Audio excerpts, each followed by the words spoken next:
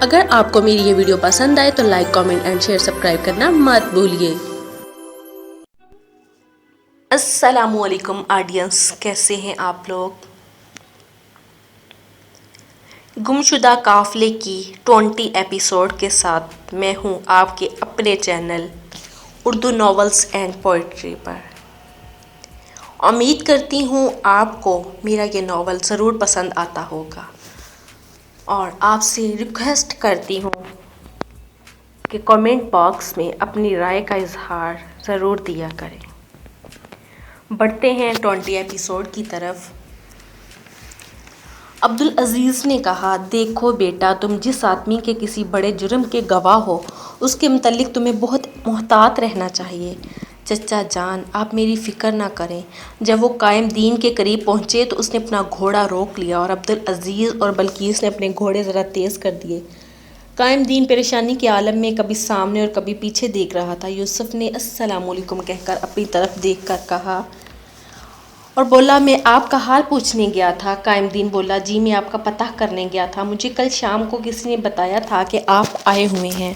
آپ ہمارے گھر گئے تھے۔ جی ہاں، ہم نے آپ کے مشہور پیر کوکے شاہ اور اس کے ساتھ 2 خوفناک آدمیوں کو بھی دیکھا تھا۔ کہاں سے آئے ہیں وہ لوگ؟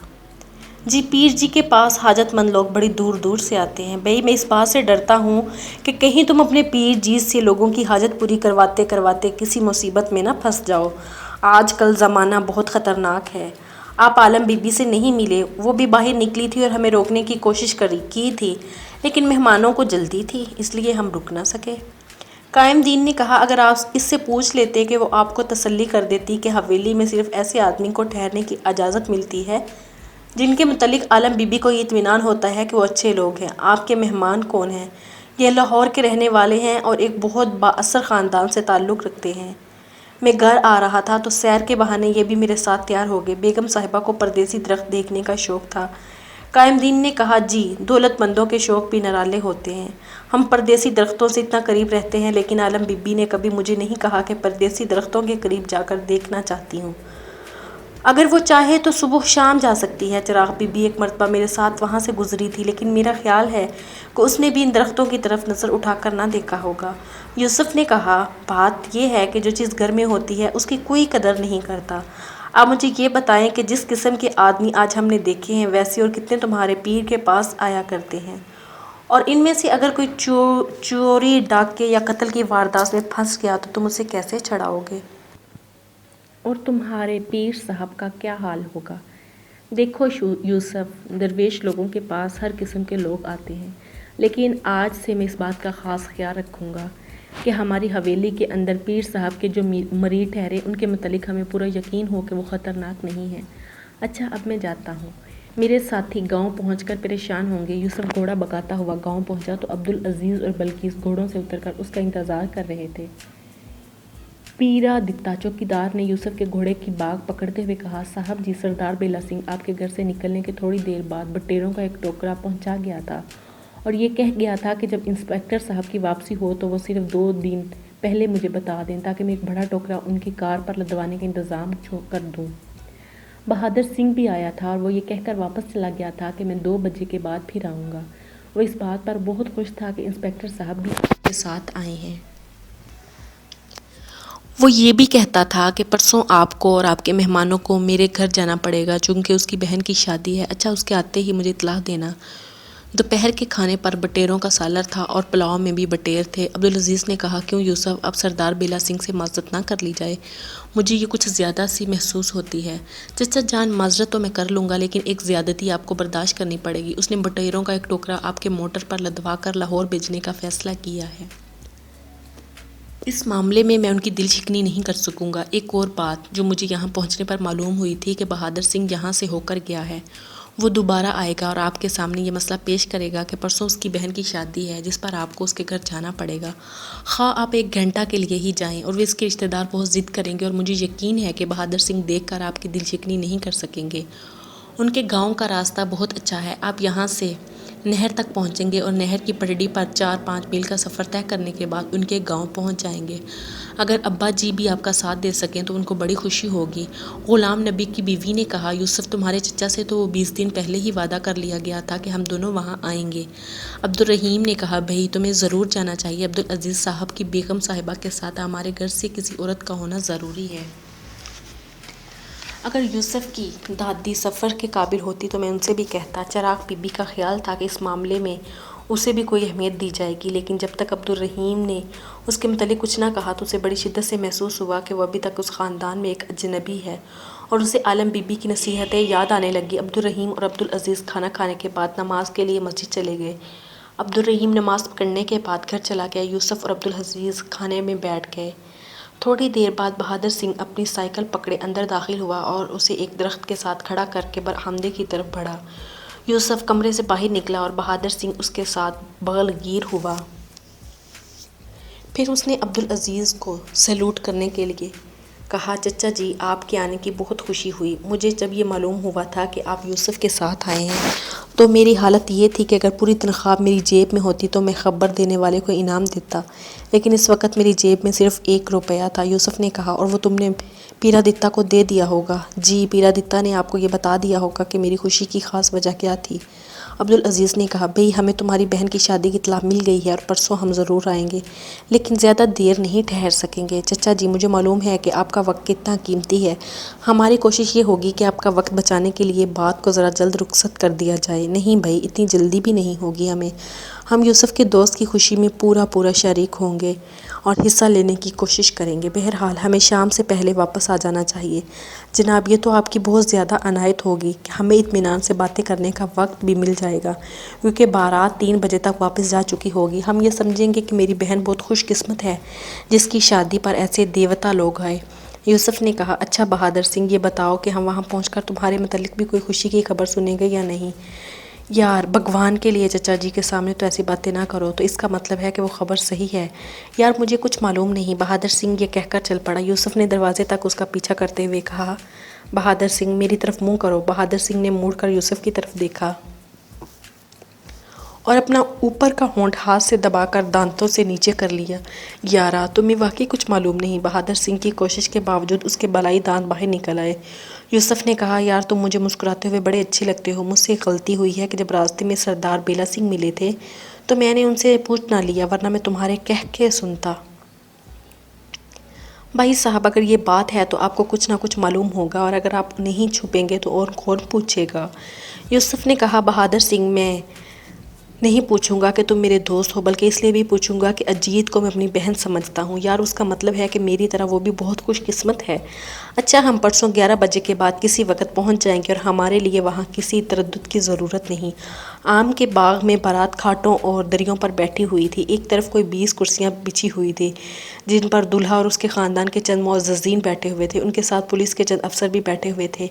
نہر کی پٹڑی سے ایک کار نمودار ہوئی اور 3-4 کھیت جس میں راستہ بنا دیا گیا تھا عبور کرنے کے بعد پہلے بہادر سنگھ کی حویلی کے سامنے رکی۔ وہاں گاؤں کی عورتیں کھڑی تھیں اور انہوں نے بلقیس اور یوسف کو چچی کو کار سے اترتے ہوئے اپنے جھرمٹ میں لے لیا۔ یوسف کی چچی نے کہا، بھائی ایک چیز موٹر میں رہ گئی ہے، وہ مجھے نکال لینے دو۔ یوسف نے ڈگی کھولی اور ایک گٹی نکال کر چچی کو تھماتے ہوئے کہا، چچی جان انہیں یہ کہہ دیں کہ یہ ایک جوڑا ہماری طرف سے ہے اور دوسرا جوڑا جو زیادہ قیمتی ہے وہ انسپکٹر صاحب کی بیگم صاحبہ لائی ہیں۔ یوسف، عبدالعزیز اور اس کا چچا غلام نبی باغ میں پہنچے تو حاضرین نے اٹھ کر ان کا خیر مقدم کیا۔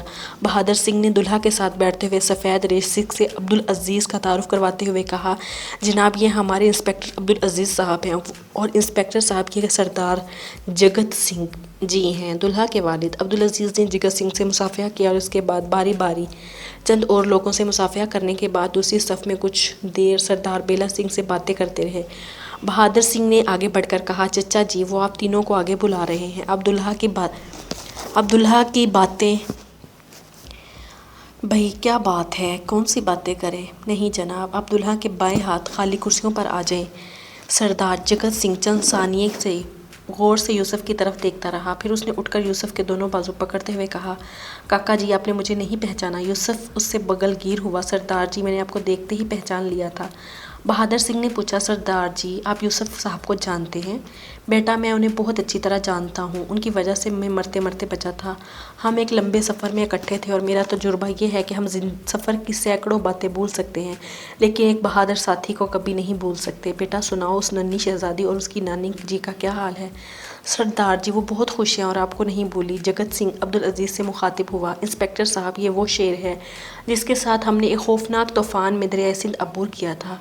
جب بھی میں 20 میل چوڑے علاقے میں کشتی پر سفر کے لیے سوچتا ہوں تو میرے رونگٹے کھڑے ہو جاتے ہیں۔ گرمی سے ہمارا دم گھٹا جا رہا تھا اور بدتمیز ملاح سواریوں کو چھپر کے اندر گھس کر بیٹھنے پر مجبور کر رہے تھے۔ پھر ایک ملاح سے کوئی گستاخی ہو گئی اور اس شیر نے اس کو ایک تھپڑ مار کے کشتی سے نیچے پھینک دیا۔ عبدالعزیز مسکرایا، سردار جی جس شہزادی کے متعلق آپ پوچھ رہے تھے وہ میری بھتیجی ہے اور جس کے ساتھ ملاح گستاخی سے پیش آیا تھا وہ اس کی نانی تھی۔ لیکن جب آپ بہادر سنگھ سے یہ سنیں گے کہ اس شیر نے یہاں پہنچ کر کیا کیا تھا تو آپ بہت خوش ہوں گے۔ جی میں بہت کچھ سن چکا ہوں اور آپ حیران ہوں گے کہ جب یوسف نے کہا تھا کہ ہمارا گاؤں فلاں ریلوے اسٹیشن کے قریب ہے تو میں نے فوراً یہ کہہ دیا تھا کہ تم عبدالرحیم کے بیٹے ہو۔ یوسف نے کہا، سردار جی یہ دلہا بھائی وہی ہیں، وہی تو نہیں جو آپ کو کشتی پر چھوڑنے آئے تھے؟ نہیں بیٹا، یہ اس کا چھوٹا بھائی سجن سنگھ ہے اور میرے پاس دریا کے کنارے رہتا ہے۔ بھگت سنگھ نے بھی دوبارہ 2 ماہ کی چھٹی لی ہے اور واپس جانے تک گاؤں میں ہی رہے گا۔ ہمارا گاؤں یہاں سے زیادہ دور نہیں اور تمہارے گھر میں تو ہمیشہ اچھے گھوڑے ہوتے ہیں، کسی دن تم سیر کے بہانے آ جانا، ہمیں بڑی خوشی ہوگی۔ سردار جی آپ بھی آئیں نا کبھی ہمارے گاؤں میں۔ بیٹا شاید میں کسی دن آ جاؤں لیکن اب ذرا بوڑھا ہو گیا ہوں، اس لیے چلنے پھرنے سے گھبراتا ہوں۔ اپنے پتا جی کو میرا سلام کہنا۔ میں جب کبھی اس طرف اپنے رشتہ داروں کے پاس آتا تھا تو تمہارے دادا چودھری نور محمد کو سلام کرنے ضرور جایا کرتا تھا۔ کیسے لوگ چلے گئے اس دنیا سے، یہ دیکھ کر بڑی خوشی ہوئی کہ بہادر سنگھ اور اس کے باپ کو یہ بات سمجھ آ گئی کہ اس علاقے میں دوستی کے قابل کون ہے۔ بہادر سنگھ بولا، اس خاندان کے ساتھ سردار بیلا سنگھ بھی بڑی دوستی ہوئی۔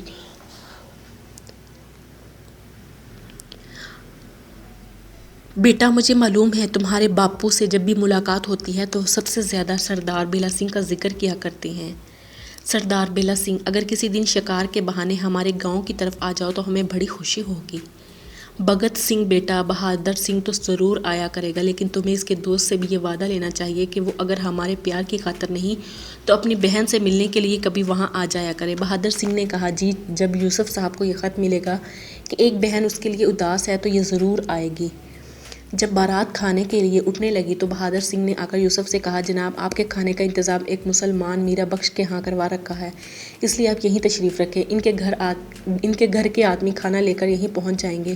یوسف نے فوراً کہا، بہادر سنگھ ہم نے یہاں پہنچتے ہی تمہیں بتا دیا تھا کہ ہم کھانا کھا کر گھر سے نکلے ہیں، یہ موٹی سی بات تمہارے دماغ میں کیوں نہیں آئی؟ بھائی صاحب دماغ میں تو یہ بات آ گئی تھی، میں نے باپو کو بھی بتا دیا تھا، لیکن بات یہ ہوئی کہ ہم نے مسلمان مہمانوں کے کھانے کا انتظام گاؤں کے ایک بڑے مسلمان زمیندار چودھری میرا بخش کے ہاں کروا رکھا ہے۔ اب خیال تھا کہ آپ 2 لقمے کھا لیتے تو ہماری عزت رہ جاتی، ورنہ چائے یا دودھ کے ساتھ کچھ مٹھائی آپ کو ضرور کھانی پڑے گی۔ عبدالعزیز نے کہا، بھئی ہم نے چائے یا دودھ سے کب انکار کیا ہے، لیکن چائے کی بجائے ٹھنڈا دودھ بہتر رہے گا۔ مٹھائی کی ضرورت تو نہیں لیکن شاید کوئی کھا لے، پھر آپ یہاں تشریف رکھیں اور ٹھنڈا دودھ جی بھر کر پیئے، اس کے کچھ دیر بعد آپ کے لیے یوسف چائے آ جائے گی۔ یوسف نے کہا، بھئی چائے ہمارے گھر جا کر پئیں گے، تم یہاں دودھ پہنچانے کا کام کسی کے سپرد کر دو اور مہمانوں کا خاص خیال رکھو۔ 3:30 بجے بارات رخصت ہو چکی تھی اور یوسف اور اس کا چچا غلام نبی گاؤں کے معززین کے ساتھ باغ میں بیٹھ گئے تھے۔ یوسف بہادر کو اٹھا کر ایک طرف لے گیا اور اس کے کان میں کہنے لگا، بہادر سنگھ ابھی تک تمہارے باپ اور بیلا سنگھ کے درمیان کوئی بات ہوئی ہے کہ نہیں؟ بہادر سنگھ نے کہا، یار مجھے معلوم ہوتا ہے کہ میری قسمت کچھ اچھی نہیں۔ بھئی وہ کیسے؟ یار وہ یہاں آئی ہوئی ہے۔ کون؟ جی وہی اجیت کور، ہم نے ان سب کو بلا لیا تھا۔ سردار بیلا سنگھ اور اجیت کور صبح پہنچ گئے تھے لیکن ماں کسی وجہ سے نہیں آ سکی، انہوں نے بہن کے لیے تحفے بھیجے ہیں۔ بھئی میں یہ پوچھتا ہوں کہ اس بدقسمتی کی کیا بات ہے؟ بدقسمتی کی بات یہ ہے کہ اجیت کور کی یہاں موجودگی میں منگنی کی بات تو نہیں ہو سکتی۔ ارے کیوں نہیں ہو سکتی؟ اس سے بہتر موقع اور کون سا ہو سکتا ہے؟ یار تم کو معلوم نہیں، سردار بیلا سنگھ سے بات کرتے ہوئے سب ڈرتے ہیں، میرا تو خیال ہے جو اس سے بات کرے گا وہ اس کا شکر گزار ہوگا۔ اب وہ خود تو یہ نہیں کہے گا کہ مجھے اجیت کے لیے بہادر سنگھ پسند آ گیا ہے۔ بہادر سنگھ نے کہا، یوسف جی آپ کی بات اور ہے، آپ کہہ سکتے ہیں لیکن اور کوئی کہنے کی جرات نہیں کرے گا۔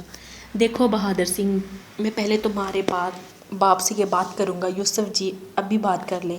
میں بھی جا کر ان کے کان میں کہتا ہوں کہ آپ ان سے کوئی ضروری بات کرنا چاہتے ہیں۔ 1 منٹ بعد بہادر سنگھ کا باپ تیزی سے قدم اٹھاتا ہوا یوسف کے قریب پہنچا۔ یوسف نے اسے بات کرنے کا موقع دیے بغیر کہا، سردار جی، جب کوئی کام کرنے کا وقت ہوتا ہے تو آپ لوگ سوچ میں پڑ جاتے ہیں۔ سردار بیلا سنگھ کو لڑکی کے رشتے کے متعلق کہنے کا اس سے بہتر موقع کیا تھا؟ آخر کیا وجہ تھی کہ آپ سوچ میں پڑ رہے ہیں؟ یار، میں اس لیے سوچ میں پڑ رہا ہے کہ میری طرح وہ بھی تو ایک آدمی ہے نا۔ یوسف بولا، چچا جی، وہ دل کا بڑا صاف ہے، آئیے میرے ساتھ آئیے، ابھی بات ہو جاتی ہے۔ یوسف نے یہ کہہ کر اس کا ہاتھ پکڑا اور کھینچتا ہوا سردار بیلا سنگھ کے قریب لے گیا اور پھر اسے ہاتھ سے اشارہ کرتے ہوئے بولا، چاچا بیلا سنگھ، سردار صاحب آپ سے کوئی ضروری بات کرنا چاہتے ہیں۔ بیلا سنگھ جلدی سے اٹھ کر ان کے قریب پہنچا اور یوسف نے ذرا ایک طرف ہٹ کر کہا، سردار جی، آپ کو معلوم ہے کہ بہادر سنگھ میرا دوست ہے اور اجیت کور کو میں اپنی بہنوں کی طرح سمجھتا ہوں۔ آپ کے درمیان ایک ضروری بات جو آپ کو اولاد کے ساتھ تعلق رکھتی ہے، اس لیے نہیں ہو سکی کہ دونوں کو خوف ہے کہ اگر میں نے یہ پہل کر دی تو شاید دوسرا میرا سر پھوڑنے پر آمادہ ہو جائے۔ میں بیچ میں آ گیا ہوں اور آپ دونوں سے درخواست کرتا ہوں کہ آپ 2 منٹ کے لیے اطمینان سے بات کر لیں تاکہ میں معزز مہمانوں سے یہ کہوں کہ وہ جانے سے پہلے بہادر سنگھ اور اجیت کے والدین کو ان کے لیے نئے رشتے کی مبارکباد دیں۔ بس میرا کام اتنا تھا۔ اگر میں نے کوئی غلطی کی ہے تو آپ دونوں سے معافی مانگتا ہوں اور اگر میں نے غلطی نہیں کی تو آپ ان سب کے سامنے ایک دوسرے کے گلے لگ جائیں۔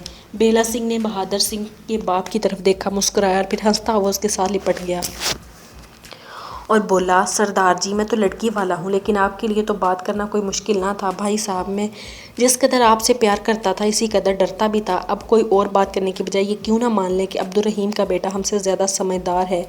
ہم بہت جلد تمہارے گھر آئیں گے۔ یوسف نے کہا، چچا جی، اگر یہ کام پرسوں ہو جائے تو میرے لیے خوشی کی بات یہ ہوگی کہ میرے مہمان بھی منگنی کی رسم میں حصہ لے سکیں گے۔ بہادر سنگھ کے باپ نے کہا، بیٹا ٹھیک ہے، انسپکٹر صاحب کی وجہ سے ہم پولیس کے بعض افسروں کو بھی بلا سکیں گے۔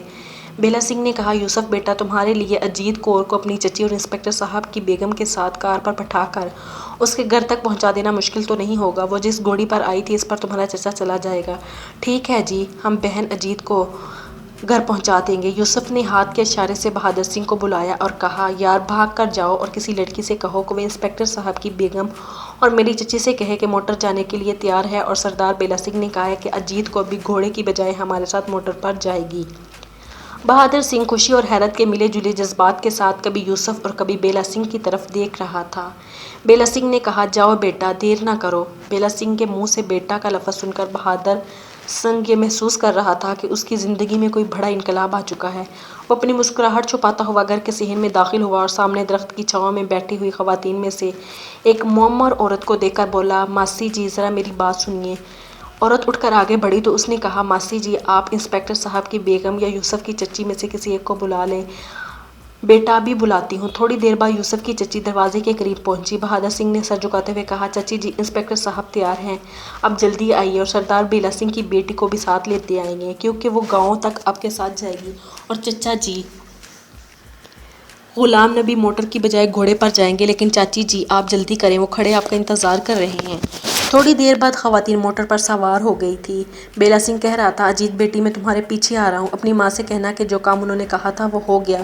جب موٹر چل پڑی تو یوسف نے مڑ کر دیکھے بغیر کام کی نوعیت سمجھاتے ہوئے بلقیس سے انگریزی میں کہا، آپ میرا نام لیے بغیر اس نوجوان لڑکی کو مبارکباد دے سکتی ہیں کہ اس کی منگنی کی بات پکی ہو گئی ہے اور یہ لوگ پرسوں وہاں آئیں گے۔ بلقیس اجیت کور کے ساتھ پر ہاتھ رکھ کر کہنے لگی، بیٹی، تمہیں معلوم ہے تمہاری ماں نے تمہارے باپ کو کیا کام کہا تھا؟ جی، یہ میں آپ کو ماں سے پوچھ کر بتاؤں گی، شاید انہوں نے یہ کہا ہوگا کہ شہر سے کوئی چیز لیتے آئیں۔ یوسف بولا، اجیت، اگر کوئی بات معلوم ہوتی تو یہاں نہ آتی، آپ اسے اپنی بیٹی سمجھے اور اس سے بات کھل کر کریں۔ اجیت بولی، بھائی جی، اگر کوئی اچھی بات ہے تو میں آپ کو کیوں نہیں بتا دیتے؟ یوسف نے کہا، بھائی، بات تو کوئی بری نہیں، لیکن بھائی ہر بات بتا بھی تو نہیں سکتے نا۔